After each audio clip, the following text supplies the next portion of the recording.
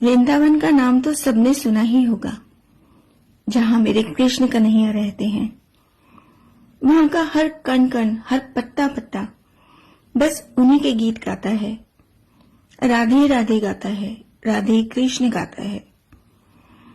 एक बार वृंदावन का एक साधु अयोध्या की गलियों में राधे कृष्ण जप रहा था। तो वहां से एक अयोध्या का साधु आया। उसने कहा, राधे कृष्ण क्यों बोल रहे हो? अरे जपना ही है तो सीताराम सीताराम जपो, क्यों उस टेढ़े का नाम जपते रहते हो?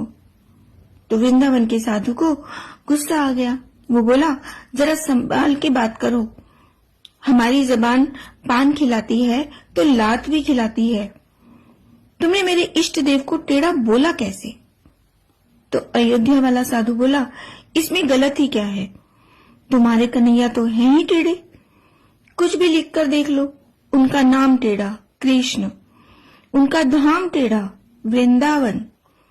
वृंदावन वाला साधु बोला, चलो मान लिया, पर उनका काम भी टेढ़ा है और वो खुद भी टेढ़ा है, ये कैसे कह सकते हो? तो अयोध्या वाले साधु ने कहा, अच्छा अब ये भी बताना पड़ेगा, तो सुनो। यमुना में नहाती हुई गोपियों के कपड़े चुराना, रास रचाना, माखन चुराना, ये कौन से सीधे लोगों का काम है? और बता, आज तक किसी ने उसे सीधे खड़े हुए देखा है क्या कभी? अब वृंदावन के साधु को बड़ी बेइज्जती महसूस हुई और वो सीधे जा पहुंचा बिहारी जी के मंदिर में। अपना डंडा डोरिया पटक के बोला, इतने साल तक तुमने मुझे खूब उल्लू बनाया, ये लो अपनी लकड़ी कमरिया, और पटक कर बोला, ये अपनी सोटी भी संभालो, हम तो चले अयोध्या राम जी की शरण में। और सब पटक कर साधु चला गया।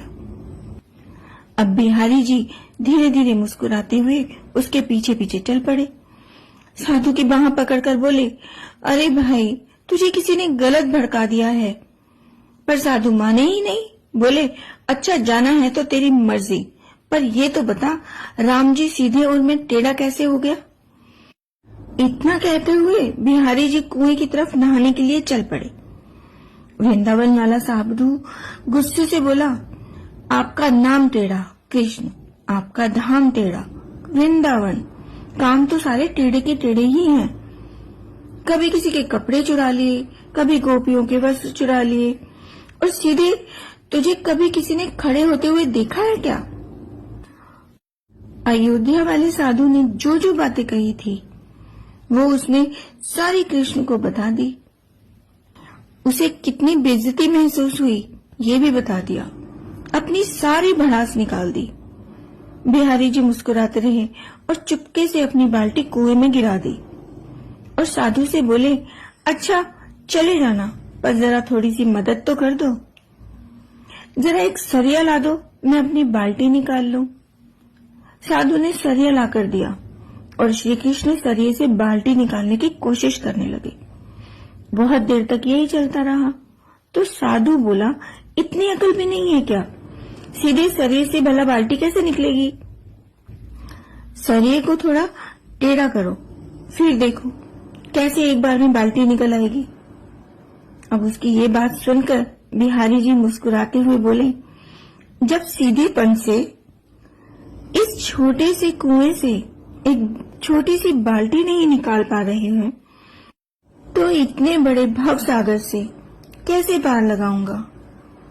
अरे आजकल तो इंसान इतने गहरे पापों में, इतने बड़े भवसागर में डूब चुका है कि इससे निकाल पाना मेरे ही जैसे टेढ़े का बस की बात है। कृष्ण की इतनी बात सुनकर वृंदावन का साधु उनके चरणों में गिर गया। उसे समझ आया कि इस भाव सागर से, जिसमें इतने पाप भरे हुए हैं, इससे निकल पाना टेढ़े के बस की ही बात है। जय जय राधे कृष्ण, जय जय बांके बिहारी।